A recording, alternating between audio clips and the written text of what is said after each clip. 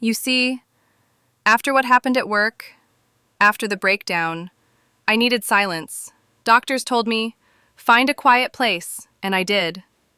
It was an old district, a street where the sun only reached for an hour a day, and a house that looked like it was perpetually holding its breath.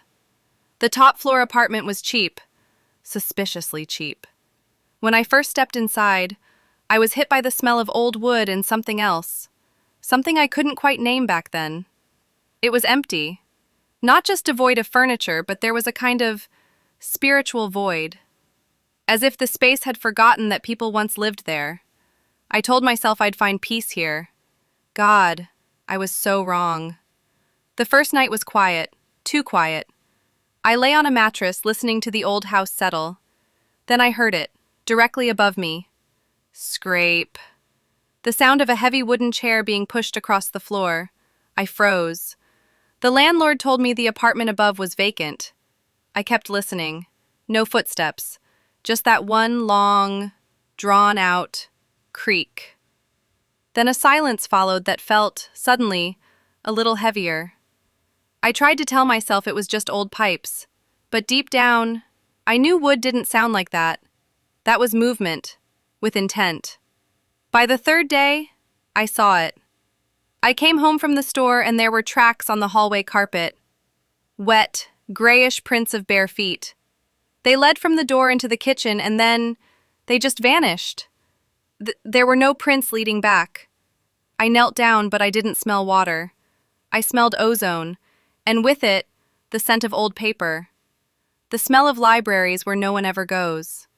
I started noticing other things. I'd leave a glass on the table, and when I'd return, it would be an inch to the side. Just an inch, as if the apartment was testing me. Then came 3:14 in the morning. A sound woke me. Jingle. Metal on metal.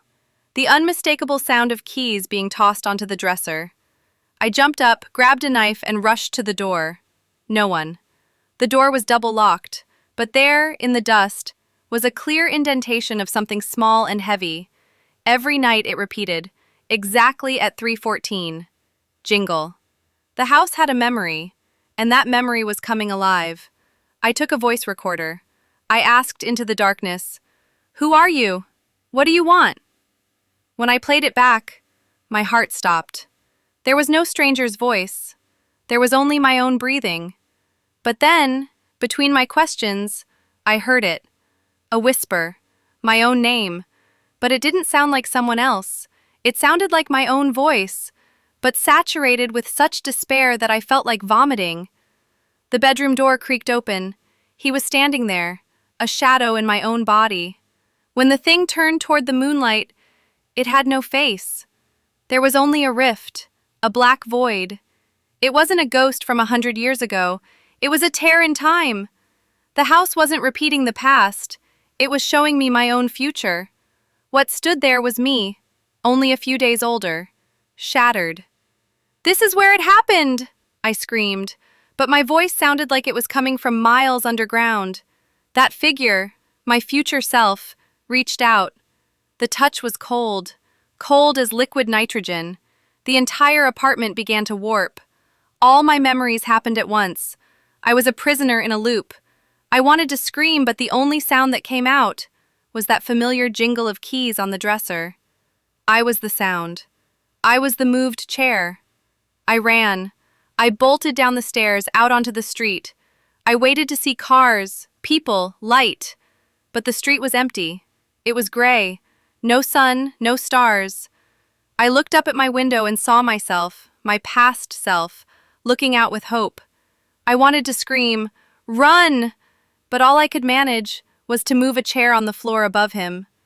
I have become the echo, a residue in a house that never forgets. I am just the sound of keys at 3:14 in the morning, forever.